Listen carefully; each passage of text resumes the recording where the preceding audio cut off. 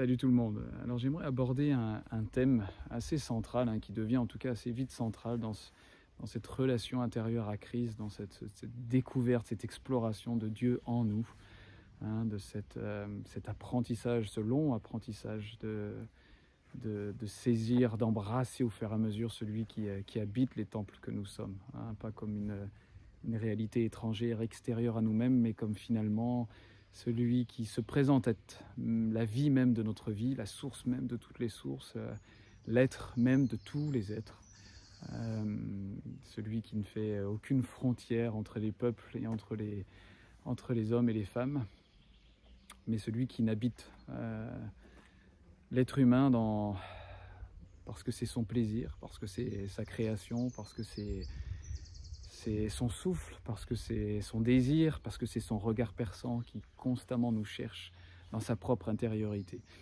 Mais bref, pour revenir à ce thème central qu'on traverse dans ce parcours intérieur, dans cette connaissance à Christ, à l'intérieur de nous, ce thème qui peut, je pense, parfois, même souvent, être déstabilisant. En tout cas, je parle déjà de ma propre expérience. J'en ai pas souvent encore parlé, sauf, je crois, il me semble, dans le dernier Christos Kairos, mais de cette phase un peu pour moi de 2016 à 2019, où l'intériorité a vraiment été un domaine que j'ai creusé, que j'ai pratiqué. Et puis je suis assez du style entier, même très entier, donc quand je creuse, je fais pas semblant généralement. Et arrivé début 2019, maintenant je pourrais mettre des mots dessus, mais là, sans que ce soit le but de cette vidéo-là, j'ai traversé toute une phase avec plusieurs aspects, mais un des aspects que j'aimerais peut-être préciser dans cette vidéo, développer pour peut-être éviter mes propres erreurs ou peut-être pour avoir des mots, pour parler de choses qu'on a du mal à saisir. C'est cette phase, ce changement de type de connaissance. Avant, personnellement, avant 2016, avant cette ouverture à la connaissance de l'intériorité, avant cette démarche intérieure vers Christ, en particulier à travers l'enseignement de Patrick Fontaine, j'avais une connaissance qu'on appelle, maintenant je mets des noms, et les noms ne sont pas pour faire scientifique ou faire érudit, mais juste pour pouvoir avoir un langage qui permet de différencier les choses. Ce type de connaissance objective. Alors pas dans le sens objectif qu'on pourrait utiliser aujourd'hui, comme si c'était justement la connaissance qu'il fallait, c'est-à-dire celle qui est la plus droite, la plus précise, la plus honnête, la plus vraie. Non, là je parle de la connaissance objective, peut-être même dans sa définition scientifique la plus précise finalement, celle où Dieu, je parle bien du Dieu vivant et de Jésus, même s'ils étaient Dieu, entre guillemets, je les étudiais, je les approchais, je voulais les connaître d'une connaissance objective. Où moi, j'étais celui qui les observait, où j'étais celui qui était l'observateur, l'étudiant, le connaisseur, et Dieu, ou Jésus, ou celui que vous voulez, ou le Saint-Esprit, était l'objet à connaître, l'objet observé. Et quand je parle d'objet, là je parle de sens noble du terme, l'objet personne à étudier, l'objet personne à connaître, l'objet personne à adorer, l'objet personne à saisir. Voyez. Donc moi, le connaisseur, en tout cas l'observateur, celui qui veut observer, et puis Dieu, l'objet personne, l'objet observé, l'objet que je voulais observer, que je voulais étudier, que je voulais connaître, que je voulais approcher. Donc j'espère que vous comprenez cette définition de la connaissance objective. C'est-à-dire que moi, nous nous plaçons, nous en tant que, par exemple, croyants, nous nous plaçons comme ceux qui finalement ont la capacité d'étudier, de connaître Dieu, peut-être d'avoir une impression de comprendre cet appel de Dieu qui nous dit « connaissez-moi ». Donc étudiez-moi, louez-moi, adorez-moi, saisissez-moi, toujours plus. Donc on rentre en fait, par défaut, en tout cas pour la plupart des gens, généralement, dans la foi à travers cette connaissance objective. C'est-à-dire qu'à travers la foi, à travers cette phase qui s'ouvre, cette première phase de les yeux s'émerveillent, notre cœur s'ouvre, il y a comme, pour moi je le décris vraiment comme l'âme qui se retourne en elle-même, qui voit le Seigneur qui l'habite, mais elle ne comprend pas tout de suite que le Seigneur est sa propre vie, qu'il est là et qu'il est l'habitant du temple. Donc cette connaissance intérieure s'extériorise très vite, c'est-à-dire rempli de ses propres icônes. Jésus qu'on a vu dans des images, enfin finalement tout l'historique un peu et tout le passif, j'allais dire, toute notre histoire depuis le catholicisme pour la plupart de ma génération, ou même si on ne l'a pas voulu, on a été baptisé, ou on a fait nos communions, ce genre de choses, enfin, où notre tête, en fait, qu'on le veuille ou pas, alors que je me disais athée, est déjà remplie d'icônes, hein, remplie déjà d'images du divin, hein, que ce soit à travers la personne de Jésus, ou Dieu sur son trône avec une barbe, enfin ce genre de stupidité, ou alors le Saint-Esprit qui est simplement comme une colombe. Bref, ce genre d'icônes, sans s'en rendre compte, sont déjà dans notre tête, hein, une sorte de connaissance inconsciente, qu'elle soit héritée d'ailleurs de nos parents ou qu'elle soit pour nous une connaissance qu'on a reçue à un moment, mais elles sont là en tout cas. Elles sont là comme un dépôt, la plupart du temps inconscient, mais elles sont là, et ça on ne peut pas les ignorer. Et la plupart du temps, cette première expérience de foi, cette première expérience où Dieu se révèle à nous, eh ben, en fait, pour les expériences authentiques, Dieu, en fait, notre âme, pardon, s'est retournée vers le Dieu vivant qui était en nous, s'est retournée vers celui qui est notre propre vie. Mais par différents réflexes religieux, et en particulier des icônes, des images, des connaissances qu'on a eues dans le temps, cette connaissance s'extériorise. C'est-à-dire qu'on parle de cette connaissance objective.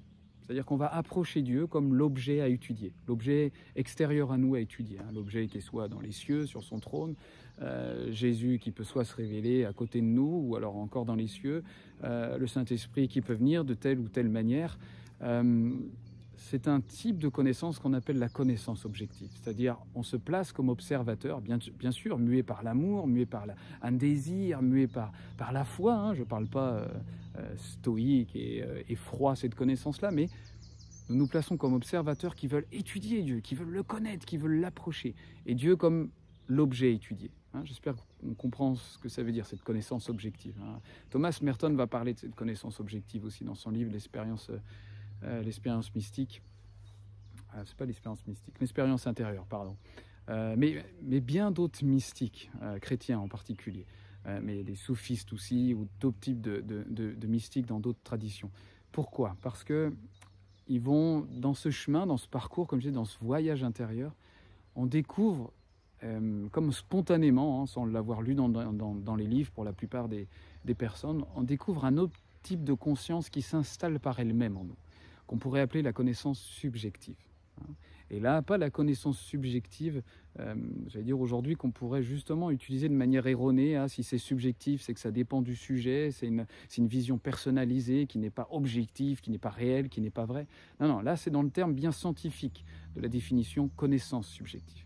C'est-à-dire où nous participons au sujet, hein, où le sujet c'est plus nous, c'est plus cette relation observateur-objet observé, mais où il n'y a que le sujet, où nous participons au sujet, où cette connaissance n'est plus Dieu comme autre que moi, comme celui que je vais connaître, que je vais étudier, autre que moi, mais cette connaissance qu'on appellerait subjective, on peut mettre n'importe quel autre mot, mais cette connaissance subjective qui se déroule devant nous, un peu comme un tapis déroulant, qui peut être très déstabilisante au début, où on réalise de plus en plus dans cette démarche intérieure avec Christ, dans cette espèce de découverte où on saisit au fur et à mesure celui qui vit en nous, hein, pas comme un objet en nous, mais comme une vie spontanée qui commence à jaillir, comme, je vous dis, le naturel le plus caché, le plus profond en nous, qui vient faire émerger ce qui a besoin d'être émergé en nous, hein, ce qui vient faire émerger parfois les choses de notre humanité qui ont besoin d'être traitées, mais aussi le fond divin qui commence à s'éveiller et qui commence à prendre ses largesses, à prendre ses aises en fait en nous, hein, et qui plus tant une histoire de foi dans le sens je vais mettre ma foi en pratique, hein, ou alors si on doit parler de foi, cette petite foi de croire et d'accepter qu'il est en nous et qu'il est notre vie. Et donc ce type de connaissance, cette connaissance subjective va se dérouler un peu sous nos pieds, hein, sous nos yeux, où on apprend au fur et à mesure à quitter ce schéma de vouloir connaître Dieu comme un objet à étudier, à connaître, même à louer ou adorer, mais comme un repos de ce quand cette connaissance devient de plus en plus spontanée en nous et surtout intuitive. On en a parlé souvent dans des vidéos, et puis ce type de connaissance est souvent celle présentée finalement par cette, quand je dis voie mystique, c'est pas pour faire peur, hein, c'est le mystère même de Christ, hein, cette connaissance qui finalement ne se terminera jamais, ne sera jamais bornée de limites en disant ça c'est Christ. Non, Christ est finalement, hein, cette unité parfaite entre la nature humaine et la nature divine. Hein, Christ est la révélation parfaite et complète entre la nature humaine et la nature divine. Et là, je ne parle plus du personnage historique que Jésus a été sur terre et qu'a manifesté Christ à un moment de l'histoire.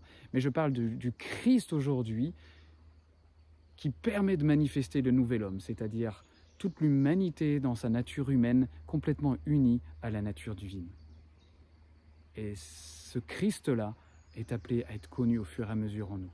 Pas simplement, et j'allais dire presque plus au final, comme une connaissance objective, c'est-à-dire, ce Christ, je vais le saisir comme un objet, j'essaye de voir avec ma main, je ne sais pas si vous voyez, mais je vais le saisir, je vais mieux le connaître, je vais l'étudier, toutes sortes d'approches où nous n'avons pas encore conscience qu'il est en premier, en tout premier, la vie de notre vie.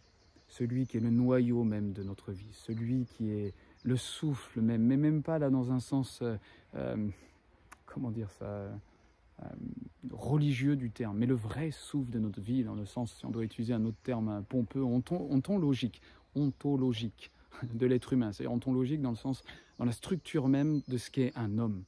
Mais lorsqu'on commence à prendre conscience du souffle même qu'est Christ en nous, du rythme cardiaque, spirituel qu'est Christ même en nous, de ce que, lorsqu'on commence à comprendre un petit peu plus, enfin, quand Jésus dit, mais demeurez en moi et moi en vous, car sans moi, vous ne pouvez rien faire.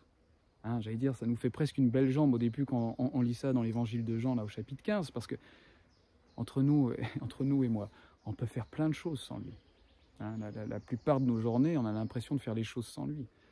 Et pourtant, Jésus va nous dire, tellement dans cette conscience du Père qui est en lui, n'oublions pas, dans Jean 12, 44, Jésus va dire, mais si vous croyez en moi, ce n'est pas en moi que vous croyez, mais c'est en celui qui m'a envoyé.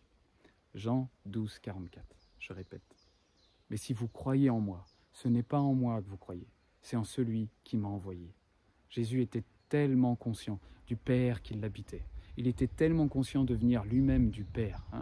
Jésus n'avait pas de père biologique, il le savait, Marie avait certainement dû lui transmettre. Donc Jésus, dès son plus jeune âge, a connu depuis Marie que son Père depuis lequel il est Yahweh, est le Dieu de toute éternité, est Elohim. Ça a été la conscience de Jésus dès le plus jeune âge. Dès certainement que son intelligence a pu commencer à saisir les choses, il a compris que le Père des cieux était son vrai Père. Et c'est exactement et précisément ce même type de connaissance qu'on est appelé à embrasser de plus en plus. Que ce Père qui est dans les cieux est notre véritable Père. Qu'il est véritablement celui qui nous a engendrés. Et qu'avant même d'être les enfants, les fils et filles de nos parents biologiques, nous sommes dans notre être le plus profond, dans la réalité de qui nous sommes dans notre être, pas dans nos pensées, dans ce qu'on est capable de penser, dans ce qu'on est capable de faire, mais dans l'entité la plus réelle, la plus vraie, la plus profonde. C'est lui qui nous a engendrés. Bref, pour revenir à Jésus, il était tellement conscient de ce Père, ce Père qui fait en moi toutes ses œuvres. Ou alors encore le Fils qui ne peut rien faire de lui-même, excepté ce qui voit le Père faire. Ou encore tous les jugements qu'il donne ne viennent pas de moi, mais de ce que j'entends du Père. Ou encore il va dire à ses disciples, combien c'est magnifique d'ailleurs, si seulement on pouvait connaître des hommes et des femmes d'une telle expérience de Christ qui peut nous dire la même chose. Tout ce que j'ai entendu du Père, je vous l'ai dit. Jésus ne cherchait pas une connaissance occulte, ne cherchait pas à cacher une connaissance, ne cherchait pas à se mettre en valeur en faisant penser aux autres, regardez, j'ai saisi des choses que vous ne connaissez pas encore. Non, Jésus va le dire à ses disciples, va le dire à ses apôtres, tout ce que j'ai compris de mon Père, tout ce que j'ai entendu de mon Père, tout ce que je sais, tout ce que je connais de mon Père, je vous l'ai dit. Je vous l'ai dit. Tout ce qu'ils étaient en capacité de porter, il a dit tout ce qu'il a entendu du Père. Donc, pour revenir à Jésus, conscient du Père qu'il habitait, conscient de cette unité, de cette union. Je préfère le mot unité, de cette unité avec le Père. Et c'est pour ça que Jésus est capable de dire dans Jean 12, 44, « Mais si vous croyez en moi, c'est pas en moi que vous croyez, c'est pas en ce moi formel que vous voyez qui a une forme, mais c'est en celui qui m'a envoyé, c'est en celui qui est ma vie, c'est en celui qui est ma passion, mon désir, qui est la puissance même de manifester les miracles, qui est la puissance même de vous libérer des paroles qui sont vie et esprit maintenant. C'est lui qui est ma vie, c'est lui qui est la structure même, qui est l'essence même de votre vie aussi. C'est pour ça que Jésus pourra souffler sur eux par la suite, parce qu'il sait que ce Père même qui est esprit est aussi leur vie. Donc pour revenir à ce que je disais au début,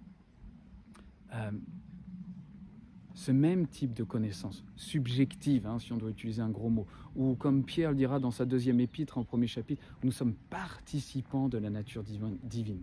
Participants de la nature divine. Ça ne veut plus dire connaître Dieu comme un objet, personne qu'on devrait mieux connaître, qu'on devrait voir avec nos yeux. Ah oui, ça y est, je vois Dieu, je peux croire. Mais au contraire, ça peut peut-être commencer au début par là, mais ce n'est pas la finalité. Hein, Catherine de Sienne, j'avais fait un Christos Kairos sur ce personnage énormissime, hein, de la mystique. Catherine de Sienne aura reçu plusieurs visions, hein, et une des choses qu'elle aura entendues du Seigneur dans le début de sa vie, où elle se posait des questions. Mais qui suis-je et qui es-tu, en demandant au Seigneur. Et elle entend clairement du Seigneur, sais-tu qui tu es et qui suis-je?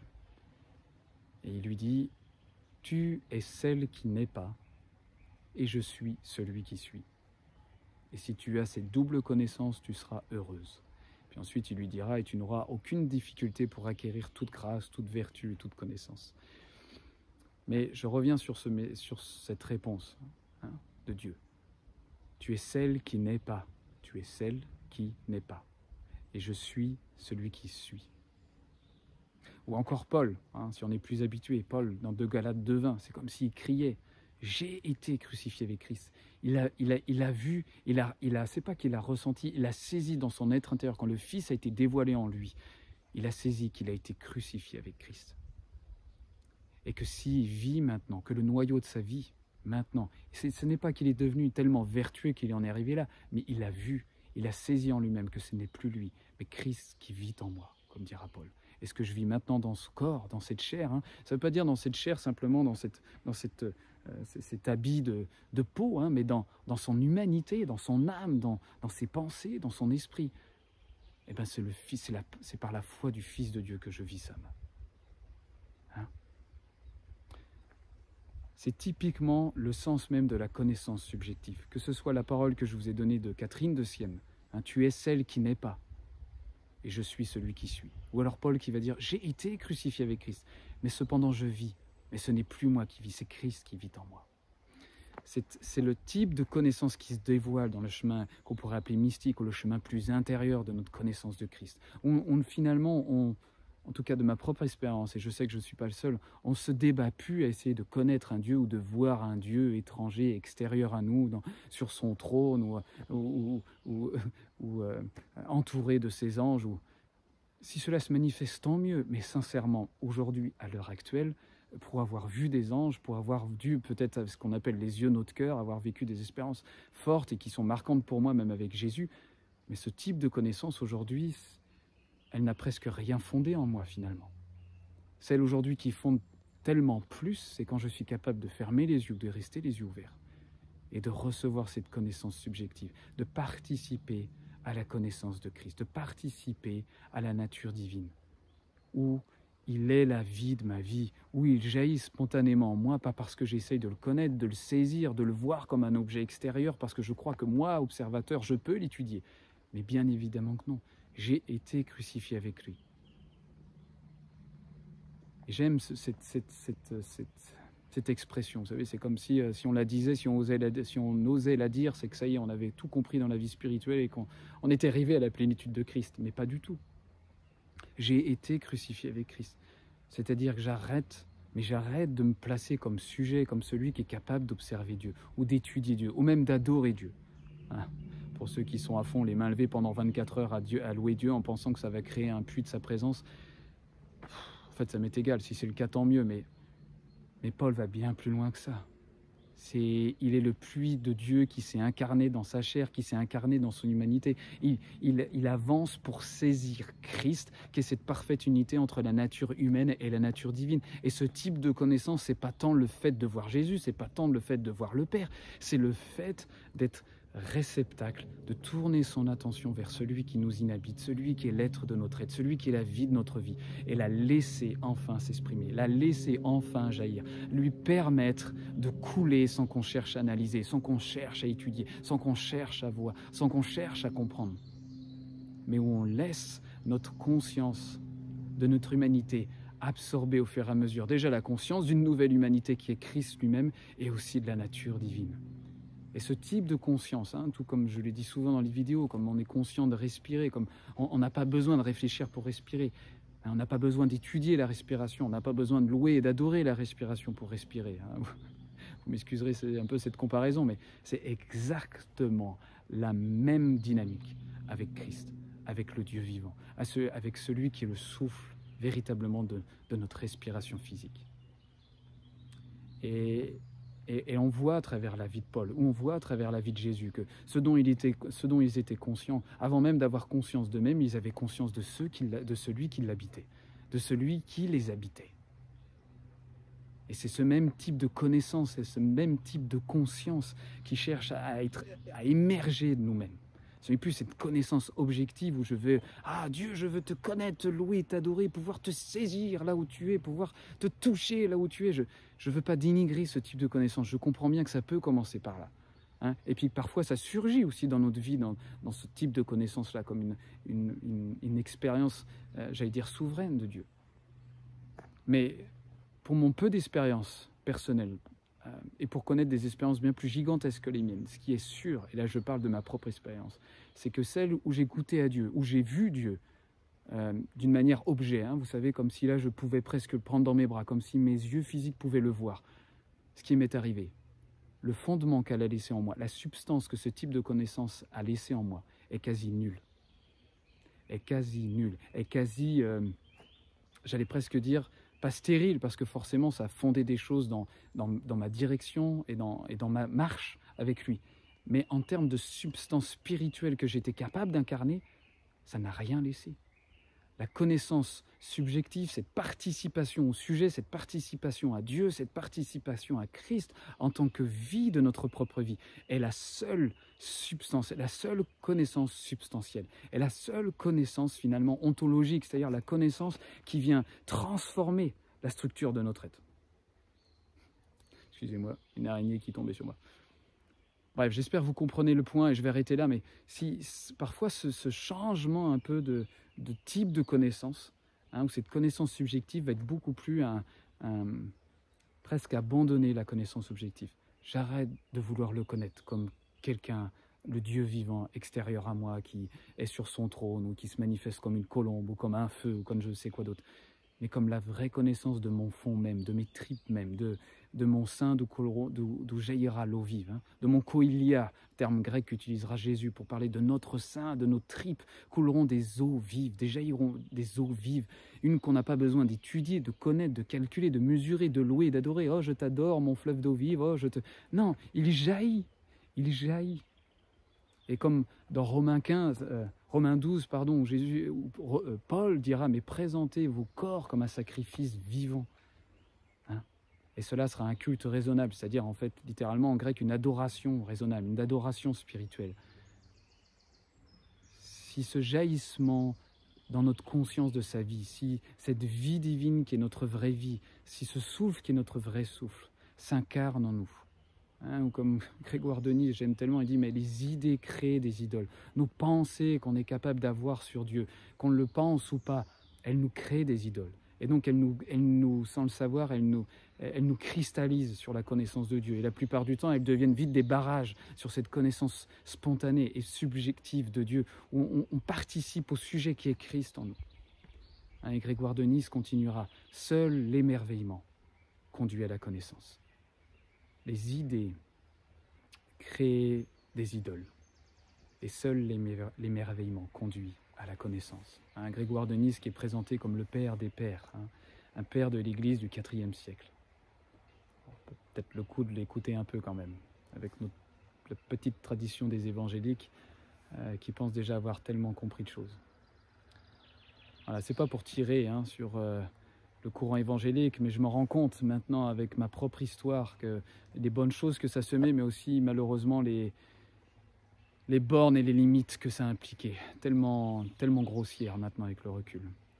Et cette vidéo a été, en tout cas je l'espère vraiment, de préciser un peu ce basculement qui peut se passer très naturellement, hein, pas quelque chose qu'on cherche, mais où cette connaissance objective de vouloir connaître Dieu comme un autre, comme le Dieu vivant, hein, avec toute la passion, le désir de notre cœur, mais le connaître et pour le voir, voir ses anges, le voir sur son trône, le voir où il est, ou je ne sais quoi d'autre, qui bascule à cette connaissance subjective, hein, à ce jaillissement intérieur où notre attention se pose en lui, et où on le laisse enfin être le geyser de notre vie, où il peut enfin avoir l'espace d'infuser notre propre conscience d'être, où Christ enfin peut incarner cette parfaite unité entre la nature humaine et la nature divine. Et parfois ce basculement peut être déstabilisant, hein, et je vais finir là dans cette vidéo-là. En 2019, je pense que c'est une des facettes qui a été très déstabilisante pour moi, de ne pas comprendre cette espèce de basculement de connaissance. C'est comme si j'avais l'impression de ne plus être chrétien, de ne plus finalement presque m'intéresser à Dieu dans les images et les icônes que je me faisais de lui.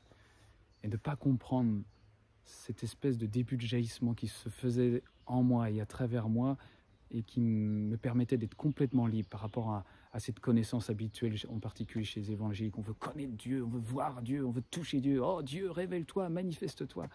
Et je n'ai rien contre ça, mais c'est typiquement normal dans cette voie mystique, hein, je parle de cette voie mystique, ce chemin que les mystiques empruntent, hein, le mystique, c'est-à-dire cette spiritualité des profondeurs en Christ, ne plus en rester seulement au dogme et aux théologies et à la croyance, mais à le vivre, à le vivre, à le vivre.